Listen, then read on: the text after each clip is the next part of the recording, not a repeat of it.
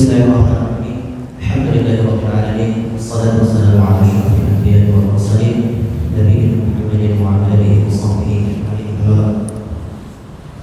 Masyaallah muslimin yang dimuliakan Allah Subhanahu wa taala. Insyaallah pada kesempatan kali ini kita akan mengkaji kembali yaitu kita di majelis tadabbur Quran bersama Ustaz Dr. Ahmad Hidayat Lubis Allah, dan insyaallah kita akan membahas surat yang baru pada kesempatan kali ini yaitu surat Ad-Duha dari ayat 1 sampai 5 insyaallah. Untuk menyingkat waktu kita langsung untuk waktu dan pertanyaan yang dimaksudkan pada Ustaz Fadilullah Jazakallah khair. Bismillahirrahmanirrahim. Assalamualaikum warahmatullahi wabarakatuh. Innal hamdalillah nahmaduhu wa nasta'inuhu wa nastaghfiruh wa na'udzu billahi min shururi anfusina wa min sayyiati a'malina. Man yahdihillahu fala mudilla lahu wa man yudlil fala hadiya lahu. Ashhadu an la ilaha illallah wahdahu la syarika lahu وأشهد أن محمدا عبده ورسوله لا نبي بعده. أما بعد، اللهم ربنا زدنا علما وارزقنا فهما. اللهم اغفر لنا واشف مرضانا وارحم موتانا يا رب العالمين. اللهم آمين. Kaum muslimin yang dirahmati Allah Subhanahu wa taala, alhamdulillah kita bersyukur pada Allah bisa melaksanakan salat zuhur berjamaah, kemudian dilanjutkan dengan tadarus Al-Quran atau tadabbur Al-Quran. Semoga Allah menerima amal ibadah kita, mengampuni dosa kita dan memberkahi waktu kita. Amin ya rabbal alamin. Salawat dan salam kepada Nabi kita, Nabi besar Muhammad sallallahu alaihi wasallam, beserta keluarga, para sahabat dan seluruh umat yang mengikuti jalan langkah beliau. Kaum muslimin yang dirahmati Allah Subhanahu wa taala, alhamdulillah kita hari ini akan memasuki surat Ad-Duha. Sebelumnya mari kita sama-sama membaca surat Ad-Duha. Ana baca terlebih dahulu, kemudian silahkan nanti bersama-sama antum mengikutinya. A'udzu billahi minasy syaithanir rajim.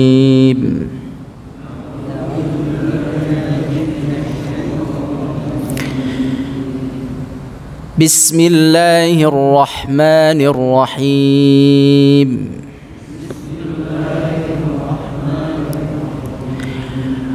Wad-duha wal-laili idza saja ma wadda'aka rabbuka wa ma qala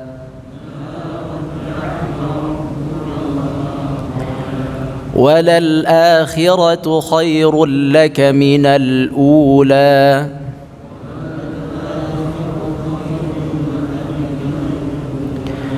وَلَسَوْفَ يُعْطِيكَ رَبُّكَ فَتَرْضَى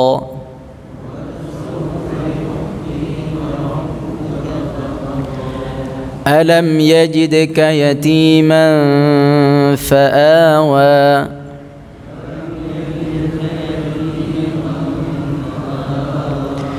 ووجدك ضالا فهدى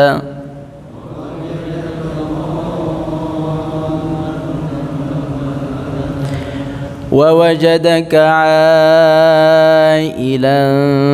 فأغنى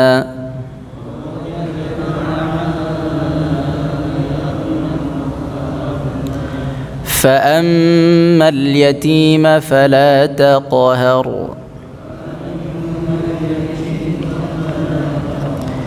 وأما السائل فلا تنهر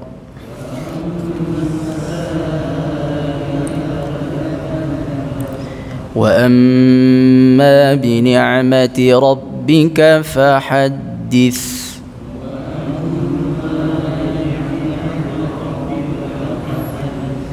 Alhamdulillah.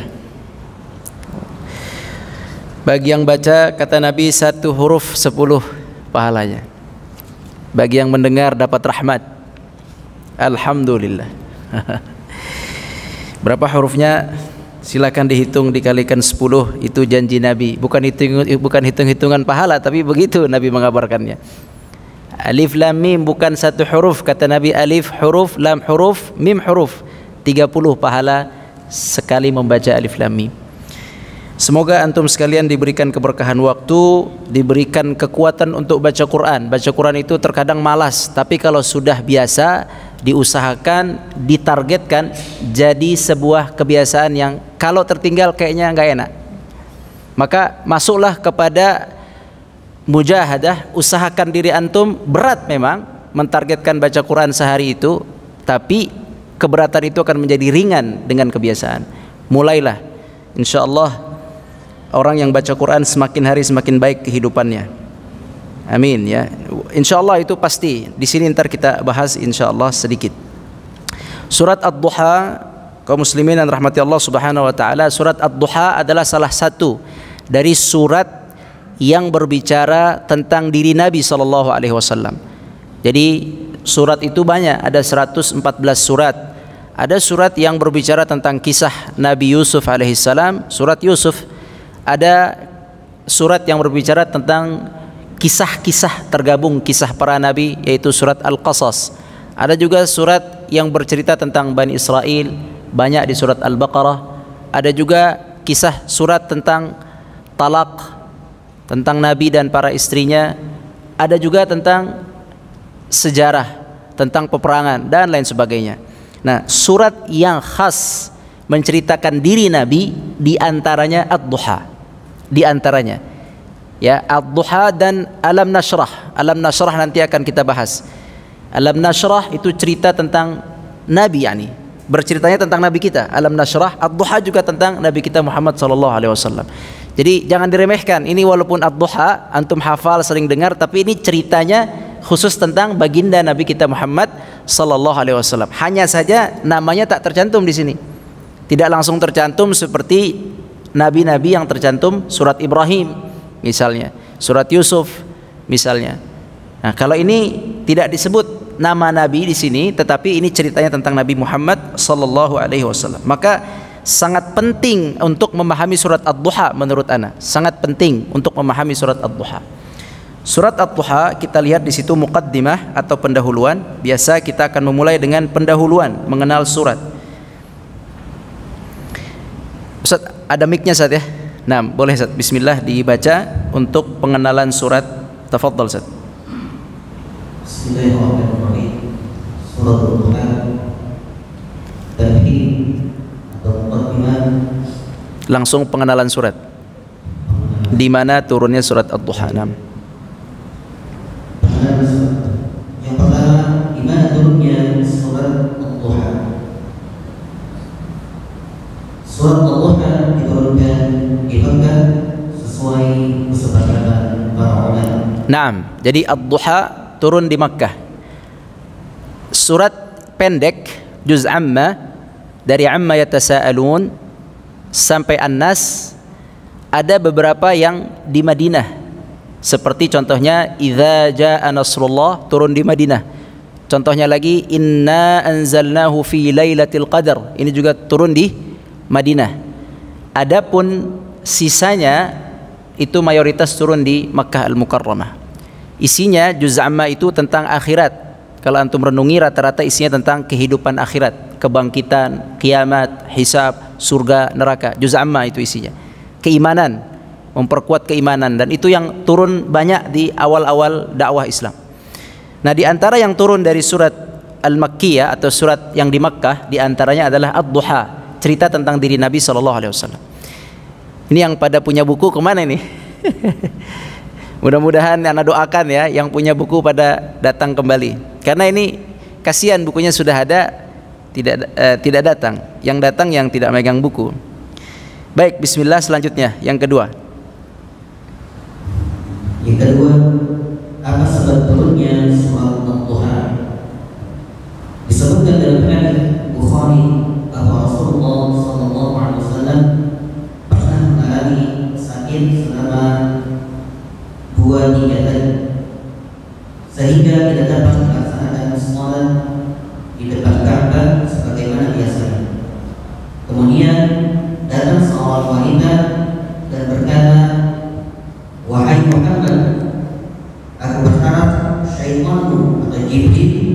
telah meninggalkan. 2-3 hari ini aku tidak melihat lagi, melihatnya bersama. Kemudian Allah Subhanahu wa taala menurunkan surat Al-Duha ayat 1 sampai 3. Hadis diriwayatkan oleh Bukhari nomor 4959 dan Imam Muslim nomor 7971. Nah, surat Ad-Duha ini gimana kisah turunnya? Dikisahkan dalam hadis Bukhari dan Muslim bahwa jadi gini, Nabi itu sallallahu alaihi wasallam ayat yang pertama yang turun atau surat pertama yang turun wahyu itu surat apa dalam Al-Qur'an? Iqra. Kita tahu semua surat Iqra bismi rabbikal ladzi khalaq khalaqal insana min 'alaq sampai ayat 5 ya. Itu turun pertama. Kemudian setelah itu turun, Allah Subhanahu wa taala memberikan jenjang waktu. Jadi ada jenjang waktu antara Iqra sampai ayat yang selanjutnya, surat yang selanjutnya itu ya ayyuhal muddatsir yang kita ketahui secara umum ya. Ya ayyuhal muddatsir. Ketika terjadi jedah waktu antara Iqra dengan Al-Muddatsir, Nabi SAW menunggu sebenarnya wahyu berikutnya. Karena kejadian itu jika sekali, yang tadi wahyu jika sekali, justru jadi pertanyaan gitu. Kok cuma sekali datangnya? Ya kan? Jadi pertanyaan. Tapi Nabi SAW menunggu sampai akhirnya kata Nabi SAW, ketika saya suatu ketika keluar dari Gua Hira, beliau SAW mendengar suara, beliau lihat ke depan tidak ada, kanan tidak ada, kiri tidak ada, belakang tidak ada. Kemudian akhirnya beliau pastikan dari atas suara ini, maka melihat ke atas, suara memanggil ya Muhammad, wahai Muhammad. Setelah dilihat ke atas ternyata Jibril alaihissalam dengan wujud yang besar sedang duduk ya dengan kursi yang besarnya menutupi langit dan bumi. Jibril alaihissalam baru satu malaikat itu. Sementara di langit itu jumlah malaikat itu tidak terhitung.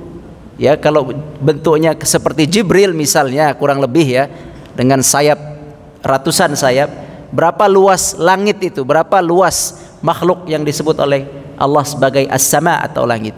Jadi Jibril kemudian mengatakan di situ kepada Nabi SAW menurunkan ayat yaitu ya ayyuhal muddatsir qum fa'anzir. Itu kejadian pertama, ada jenjang wahyu, jenjang waktu turun wahyu. Kemudian setelah itu turun surat-surat berikutnya. Ada turun surat Al-Muzammil, ya ayyuhal muzammil, perintah kepada Nabi untuk melakukan salat. Qumil laila illa qalila. Kemudian turun beberapa surat yang lainnya. Nah, setelah itu terjadi pemberhentian surat.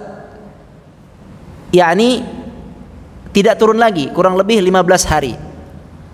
Selama surat-surat yang sudah diterima oleh Nabi di awal turunnya wahyu-wahyu itu, kalau menurut para ahli di bidang ulumul Quran itu kurang lebih 10 surat mendahului Ad-Duha. 10 surat-surat pendek mendahului Ad-Duha. Nabi SAW itu melaksanakan salat malam hari, kebiasaan Nabi jam tengah malam, jam 12, 11, jam 1, salatnya di mana? Depan Ka'bah. Jadi kebiasaan Nabi SAW itu malam hari keluar ke depan Ka'bah salat. Tamam? Salat di situ membaca ayat-ayat yang sudah turun kepada Nabi SAW. Itu kebiasaan Nabi. Kemudian suatu ketika 3 hari Nabi tidak terlihat di depan Ka'bah di malam hari. Maka datanglah Ummu Jamil, seorang wanita bernama Ummu Jamil, yaitu istri dari Abu Lahab. Tabbat yada Abi Lahab wa tab. Istrinya Abu Lahab, dia keluar 3 hari tidak mendapatkan Nabi SAW di tempat yang biasa qiyamul lail. Itu masih awal-awal Islam ya. Jadi dulu ada salat Nabi diperintahkan sebelum kisah Isra dan Mi'raj, sebelum salat yang lainnya, salat yang fardu. Ini ada salat yang dilakukan oleh Nabi SAW di depan Ka'bah, 2 rakaat biasanya atau lebih. Nah, itu Nabi SAW baca ayat-ayat yang sudah turun. Ketika 3 hari Nabi SAW itu tidak nampak, maka Ummu Jamil istri Abu Lahab berkata menghina Rasulullah SAW bersama kaum kafir yang lain, menghina Rasulullah dengan perkataan wadda'aka rabbuka ay anna rabbak wadda'aka wa qalaka. Perkataannya persis dengan ayat nomor 3 Ad-Duha. Mereka mengatakan bahwa wadda'aka rabbuka wa qala. Tidak ada manya wa qalaka. Yakni Allah, wahai Muhammad, Allah telah meninggalkanmu dan murka atau marah kepadamu. Ini persepsinya Ummu Jamil. Kenapa dia berkata seperti itu? Karena sudah 3 hari kok kamu udah nggak ada lagi di masjid di depan Ka'bah, dan ayat yang dibaca kok belum nambah, itu saja. Ini jadi dalil juga bahwa sebenarnya orang kafir dulu, Arab Quraisy, mereka mencuri-curi dengar dengan Al-Quran. Ya, itu berita itu sudah masyhur.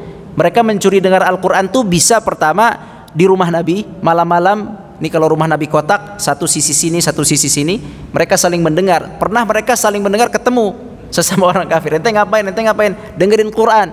Nikmat. Tidak ada lantunan yang dibacakan yang tidak membosankan kecuali yang tidak membosankan selain Quran. Sisanya mau musik apapun ya, lirik apapun pasti antum bosan. Film apapun yang antum paling suka pasti antum bosan. Yang tidak akan pernah membosankan adalah Al-Quran. Baik tilawahnya, baik mendengarnya, baik murajaahnya, baik mendengarkan kajiannya. Antum pernah dengar misalnya kajian Ad-Duha di masjid lain, di sini antum dengar lagi kajian Ad-Duha, pasti nuansa-nuansa baru antum akan dapat dari satu surat yang sama. Jadi tidak ada yang membosankan di dunia ini. Semua akan membosankan illa Al-Quran. Quran faqat. Quran aja yang tidak akan memunculkan rasa bosan, kecuali yang hatinya keras ya. Bahkan bukan bosan ditinggalin. Nah, orang-orang kafir Quraisy juga mencuri dengar karena saking indahnya perkataan itu. Nah, Ummu Jamil berarti di sini jadi dalil bahwa dia juga dengerin, ya kan? Ente ngapain ngeliatin? Sampai dia tahu kalau Nabi tidak hadir di masjid. Maka kemudian dia berkata, semoga syaitanmu, dia ngomong syaitanmu yakni maksudnya Jibril. Karena dia nggak bisa lihat Jibril. Dia menyangka Muhammad dapat kata-kata ini dari jin, dari syaitan. Wadduha, Iqra bismi rabbikal ladzi khalaq, khalaqal insana min 'alaqin, Iqra wa rabbukal akram alladzi 'allama bil qalam. Disangkanya ini lafaznya dari jin, dari syaitan seperti kebiasaan mereka para sahir. Padahal itu dari Jibril. Maka dia mengatakan, semoga syaitanmu itu nggak datang lagi kepadamu. Nah, itulah makanya muncul di kata-kata itu. Itu kata Ummu Jamil. Adapun perkataan yang lain, orang-orang Quraisy juga mengatakan kata-kata yang menghina juga, yaitu Tuhanmu telah meninggalmu dan murka kepadamu, yakni surat Ad-Duha ayat 3. Kata-kata itu. Nanti kata-kata itu oleh Allah dimasukkan ke dalam Al-Quran, kalimat wadda'aka wa qala. Itu dari mereka kata-kata itu. Baik. Kemudian turunlah ayat ini. Apa yang Allah turunkan? Surat Ad-Duha. Setelah Ummu Jamil berkata seperti itu, dan setelah orang-orang kafir Quraisy mengatakan wadda'aka rabbuka, Muhammad Tuhanmu meninggalkanmu, wa qalaka, dan murka kepadamu, turun ayat ini. Turun dengan sumpah. Langsung Allah menurunkan ayat melalui malaikat Jibril, wadduha. Jadi jawabannya langsung, mantap ini. Ya, langsung Nabi enggak langsung sekali, tapi maksudnya tidak lama dari ucapan hinaan itu, langsung Nabi membacakan kepada mereka surat Ad-Duha. Wadduha, demi waktu duha. Waktu duha itu mulai dari sejak terbit matahari 10 menit kurang lebih sampai sebelum zuhur 10 menit. Kalau zuhur sekarang 12 lewat 5 misalnya, atau lewat 4, berarti jam 12 kurang 10 menit masih duha. Silakan antum mau duha. Ya, 12 kurang 54 masih duha, itu waktu duha. Ya, adapun mulainya duha itu mulainya jam, sekarang syuruk jam 5 berapa? 50 ya? Syuruk mana? 5.50 lah gampangnya. 5.50 tambah 10. Jam 6 sudah bisa duha. Jadi jam 6 sudah bisa duha sampai jam 12 kurang 10 lah. Itu waktu duha. Waktu yang disebut waktu yang sangat efektif untuk manusia untuk beramal. Ad-duha. Nah, waktu duha Allah pakai untuk bersumpah. Berarti penting waktu duha ini. Kemudian kalau ditanya kenapa Allah Subhanahu wa taala memakai waktu duha, ini dijawab oleh banyak ulama, di antaranya Ibnu Ashur dalam tafsir At-Tahrir wa Tanwir. Kenapa wadduha? Kan banyak dalam waktu-waktu yang lain Allah bersumpah. Wal asr. Wal asr itu artinya bisa waktu asar. wal asr, bisa demi masa, demi waktu umum atau demi waktu asar. Juga Allah bersumpah wal lail, demi malam. Ada juga wal fajr, demi waktu fajar. Tapi untuk ad-duha, wat duha. Kenapa menggunakan duha? Menurut para ahli tafsir ingin menjelaskan ini baru permulaan dakwah, permulaan pagi. Yakni dakwah baru mulai bersinar, wat duha. Ini tentu akan menarik perhatian orang-orang Arab. Orang Arab itu kan suka syair ya. Jadi ketika wadduha, demi duha. Oke. Terus wal laili idza saja. Kenapa dari duha pergi ke malam? Para ulama tafsir juga mencoba mengambil hikmah ya. Ini dari para ulama tafsir. Diambil hikmahnya. Apa hikmah? Dari duha pergi ke malam. Duha tadi menunjukkan apa? Bahwa dakwah masih awal. Masih permulaan. Al-lail menunjukkan apa? Menunjukkan bahwa Nabi kebiasaannya salat malam di depan Ka'bah. Nah, kapan? Idza saja, ketika malam telah gelap gulita, telah hening. Itu kebiasaan Nabi. Maka diambil ad-duha sebagai umur wahyu yang masih muda, diambil wal laili idza saja sebagai apa? Kebiasaan Nabi dalam melakukan salat malam di hening malam di depan Ka'bah. Waktunya diambil. Untuk ini namanya apa ya? Keindahan bahasa supaya ente yang menghina tafham anta yani. Biar ente faham. Demi waktu duha, demi malam ketika hening, di mana saat itu ente wahai Ummu Jamil, wahai kaum kafir menyaksikan Nabi Muhammad salat duha, dan saat 3 hari Nabi tidak salat. Maka Allah Subhanahu wa taala menjawab, "Ma wadda'aka rabbuka wa ma qala." Sesungguhnya Tuhanmu itu Allah ma wadda'aka, tidak meninggalkanmu wahai Muhammad, wa ma qala, tidak murka kepadamu. Tuhanmu tidak meninggalkan dan tidak murka. Ya, dijawab langsung oleh Allah dan dibacakan oleh Nabi Muhammad SAW sebagai tentunya sebagai penyenang hati untuk Nabi Muhammad SAW. Bahwa ini adalah berita gembira dari Allah dan pasti Allah tidak akan meninggalkan. Ma wadda'aka rabbuka wa ma qala. Kemudian walal akhiratu khairul laka minal ula. Nah, kita baca dulu artinya, silakan tafsirnya Zat. Wadduha wal lail idza saja ma wadda'aka rabbuka wa ma qala. Bismillahirrahmanirrahim. Wadduha, Allah bersumpah dengan waktu duha. Wal laili idza saja, Allah bersumpah dengan malam ketika gelap gulita dan ketika manusia dalam keadaan tidur tenang tanpa aktivitas apapun. Ma wadda'aka rabbuka wa ma qala. Wahai Rasul, Tuhanmu tidaklah meninggalkanmu dan tidak juga murka kepadamu, sebagaimana diungkapkan orang-orang musyrik ketika terjadi fase senja turunnya wahyu. Naam, jazakallah khair. Kemudian kita coba lihat di sini tadabbur dari ma wadda'aka rabbuka wa ma qala. Nah, di tadabbur dan tazkiyah, tadabbur artinya mentadabburi, tazkiyah artinya adalah amalan yang bisa kita ambil. Coba dari ma wadda'aka rabbuka wa ma qala. Silakan Ustaz, ma wadda'aka rabbuka wa ma qala, apa yang bisa kita pelajari? Kalau ad-duha dan al-lail tidak ada amalan tertentu, dia hanya sumpah mengenai waktu duha dan waktu malam. Dikaitkan dengan tadi, duha umur dakwah, malam kebiasaan Nabi qiyamul lail. Idza saja, saat malam tenang. Sekarang kita akan ambil pelajaran dari wadda'aka rabbuka wa ma qala. Ma wadda'aka rabbuka wa ma qala. Tafadhal Ustaz. Ma wadda'aka rabbuka wa ma qala.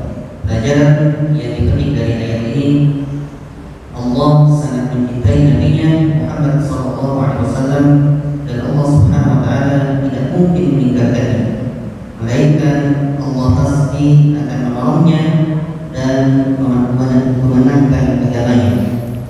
Naam, para syekh antum sekalian, tolong fahami bahwa orang yang berdakwah di jalan Allah, walaupun meninggalnya misal dibunuh gitu ya, dizalimi atau meninggalnya di penjara misalnya, yakni secara duniawi kalah, mafhum?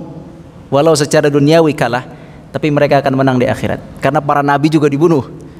Ya, ada para nabi yang Allah Subhanahu wa taala agungkan, yakni Allah Subhanahu wa taala muliakan dengan kemenangan. Nabi Sulaiman, Nabi Daud, Nabi Musa dimuliakan dengan kemenangan. Nabi Yusuf alaihissalam, Nabi Muhammad tentunya. Tapi ada nabi-nabi yang pada akhirnya meninggal, dibunuh oleh kaumnya. Seakan-akan kalah gitu ya. Seakan-akan pertolongan Allah. Mana Allah tidak meninggalkan nabinya? Buktinya Nabi Zakaria meninggal, dibunuh. Nabi Isa disalib, tapi tidak sempat mereka bunuh, sudah diganti oleh Allah. Tapi kan disalib sama kaumnya gitu, seolah-olah kalah kan begitu. Kemudian siapa lagi? Nabi Yahya dibunuh. Banyak nabi-nabi yang dibunuh.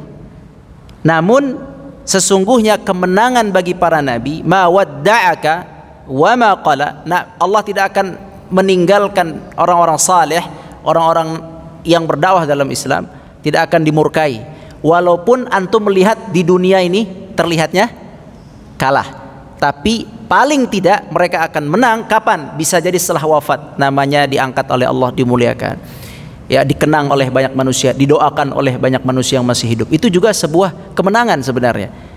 Sedangkan yang zalim menang di dunia, seperti Firaun, mati orang laknat dia semua. Antum mau yang mana? Jadi kemenangan itu tidak mesti dalam bersifat kemenangan yang nyata seperti di dunia yang kita bayangkan, tidak. Bisa saja seorang pendakwah mati di tengah jalan kena terzalimi misalnya, seperti Nabi meninggal di tengah jalan dibunuh, tapi kemenangan tetap kepada para nabi walaupun dibunuh. Zakaria, Yahya tercatat namanya dalam Al-Quran. Tolong fahami sebagai muslim dua kehidupan. Anda ingin ngajak antum semua sebagai muslim fahami dua kehidupan. Ketika Allah mengatakan akan diangkat derajatnya, ketika Nabi mengatakan akan diberikan kebahagiaan, itu maknanya dua. Kita ini untuk muslim, bisa dunia, bisa akhirat. Itu dunia bisa jadi, akhirat pasti. Faham ya? Langkah ke masjid diangkat derajatnya, kan begitu. Orang-orang kita ini maunya derajat yang diangkat di dunia, sahih? Maunya dia tinggi di dunia. Kita harus fahami, kita sudah berusaha untuk mengamalkan amalan yang diangkat derajatnya. Banyak amalan kita akan diangkat derajatnya. Tapi kok begini-begini aja, miskin-miskin aja, kerja OB terus, kapan naik jabatan ini? Ya, dagang gagal terus. Jangan memandang dengan satu sisi sebagai seorang muslim. Pengangkatan derajat di dunia bisa jadi, iya bisa jadi Allah tunda. Tapi di akhirat pasti. Ma wadda'aka rabbuka wa ma qala. Apa yang bisa kita amalkan dari ma wadda'aka rabbuka wa ma qala? Bagaimana mengamalkan ayat ini, meyakini janji Allah Subhanahu wa taala bahwa Dia tidak akan meninggalkan hamba-hambanya yang saleh, melainkan akan bersama mereka, menolong mereka dan memenangkan mereka walaupun pertolongan itu datang setelah waktu yang lama. Nah, itu maksud Anda. Di sini meyakini Ustaz ya. Agar kita yakin, yang kita diminta ini yakin bahwa siapapun yang bergerak di jalan dakwah, yakni membantu agama Allah, langsung atau tidak langsung, dia pasti akan dimenangkan oleh Allah walaupun di akhir. Di akhir itu bisa dia menyaksikan kemenangan itu, atau dia wafat kemudian Allah berikan kemenangan di akhir. Itu tolong diyakini. Supaya apa? Motivasi biar antum nih semangat bantu agama Allah nih, semangat gitu loh. Jangan jadi muslim yang individualis, masing-masing aja lah yang penting anak sholat. Nah, semangat sebarkan, ajak teman-teman mengaji, ajak anak-anak mengaji. Semangat mengajak manusia ke Islam gitu loh maksud anak. Ajak manusia ke Islam siapa? Ya anak antum. Ajarkan Islam dong. Jangan ajarkannya hanya bahasa Perancis, bahasa Mandarin saja. Ajarkan dong Al-Quran. Malu gitu, masya Allah. Ya, kursus A, kursus B, Al-Qurannya nggak bisa. Kasihan dia, zalim antum. Sampai dia sudah jadi profesor, baru dia ingat baca Quran. Yang salah siapa? Antum gara-garanya. Ketika dia masih kecil, masih nurut, masih mau, antum kasih dia sesuatu yang tidak baik untuk masa depan akhiratnya lah. Mungkin buat dunianya baik, tapi untuk masa depan akhiratnya kurang begitu baik. Harusnya kita semangat nih semua nih, semangat, kita yakin kalau antum jalani jalan Allah, antum pasti akan dibantu dan tidak akan ditinggalkan oleh Allah Subhanahu wa taala. Nah, kita hanya ayat 3, 4, 5. Jadi sisa 4 dan 5. Ayat 4, walal akhiratu khairul laka minal ula. Ini bagus sekali ayat ini. Jadi pegangan buat kita. Silahkan baca tafsir dulu Ustaz. Walal akhiratu khairul laka minal ula dan sesungguhnya kehidupan akhirat itu lebih baik bagimu daripada dunia, karena di akhirat terdapat nikmat yang terus-menerus tidak terputus. Naam. Fahami itu baik-baik. Fahami bahwa makna akhir, apa makna akhir? Walal akhir. Akhir apa akhir? Akhir itu yang belakangan. Sahih? Al-ula, al-awwal. Maknanya di sini akhir, di sini bisa dua. Kita lihat di tadaburnya sama di tazkiyahnya.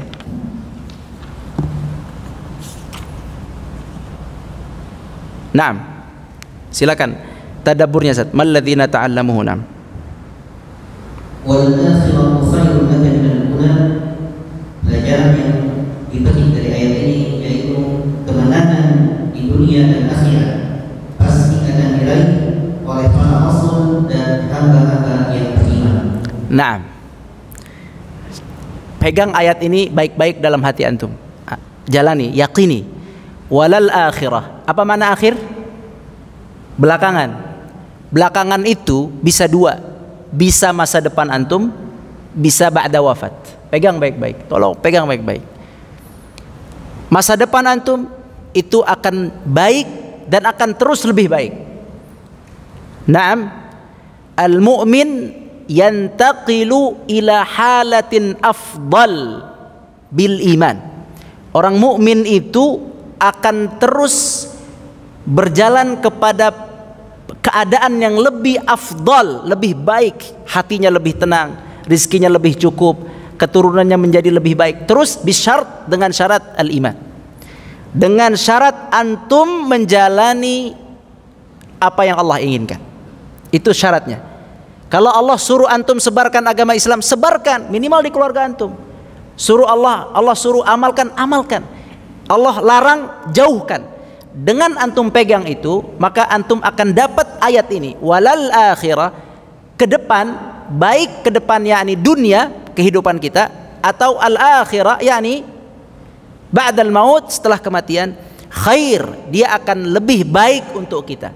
Yakni bisa bermakna kita akan mendapatkan kebaikan terus, namanya istilahnya masa apa? Hari ini akan lebih baik dari, ya, konsep itu akan antum dapat bil iman, dengan takwa. Dan ingat ya, bahwa kebaikan itu tidak mesti dengan harta. Ana udah sering bilang di sini, kalla innal insana la yatgha. Sesungguhnya manusia itu akan lalai, akan sombong, akan angkuh, akan tidak taat. Kenapa? Ar-ra'ahu istaghna. Kalau dia itu terlalu kaya, itu jadi nggak baik kita terlalu kaya itu. Ya, coba aja bedakan antara perlaku orang yang miskin dengan yang kaya. Lebih bermaksiatnya lebih berpotensi mana? Si kaya apa si miskin? Si kaya banyak duit, dia bisa bermaksiat lebih banyak. Makanya walal akhiratu, bahwa kebaikan itu tidak mesti ditakar dengan uang. Ada sabda Nabi sallallahu alaihi wasallam, inna, apa itu kata Nabi sallallahu alaihi wasallam? Ma qalla wa kafa khairun mimma kathura wa alha. Yang sedikit tapi cukup lebih baik daripada banyak tapi bikin antum lalai dan maksiat. Itu hadis Nabi SAW. Tamam? Nah, sekarang apa yang bisa kita amalkan dari walal akhiratu khairul laka minal ula? Fadhal Ustaz. Bagaimana mengamalkan ayat ini? Yakni meyakini dengan Allah bahwa kemenangan, kemuliaan dan keberhasilan pasti berpihak kepada orang-orang yang bertakwa. Mengikat hati kita dengan akhirat karena dia lebih baik bagi kita daripada dunia dan perhiasannya. Nah, yang pertama, yakin bahwa kalau antum jalan di jalan Allah pasti ke depan akan lebih baik. Yang kedua, ini yang lebih penting, silahkan kita sama-sama ikatkan hati kita kepada akhirat. Jadi konsep seimbang dunia akhirat, mohon maaf ya, konsep itu tidak sesuai dengan konsep Islam. Konsep Islam, walal akhirah khair, akhirat lebih baik. Konsep Islam itu. Kalau antum tawarkan nih, ana mau kasih antum mobil Mercy, yang satu Mercy, satu Bajaj, ya, tamam, antum mau pilih mana? Cuman yang Mercy jalannya panjang dikit, kalau Bajaj lurus saja tuh dapat Bajaj. Antum mau pilih mana, Syekh? Mana lebih baik mercy sama bajai? Mercy. Jadi antum dalam usaha harus seimbang nggak? Apa harus usaha lebih berat untuk dapat mercy? Taban Syekh, antum harus mendahulukan ikhtiar yang mengantarkan antum kepada mobil mercy ini, karena mobil mercy lebih baik daripada bajai. Konsep walal akhiratu khairu wa abqa menepis pemikiran orang yang harus seimbang dunia akhirat. Karena itu pemikiran seimbang dunia akhirat menyebabkan banyak orang cenderung ke dunia. Sahih. Dan untuk urusan dunia manusia nggak perlu diajarin, jago masing-masing. Yang perlu diajarin urusan akhirat. Makanya dahulukan akhirat, antum dahulukan akhirat. Karena itu berat. Kalau dunia jagolah antum, gak ada masalah di situ.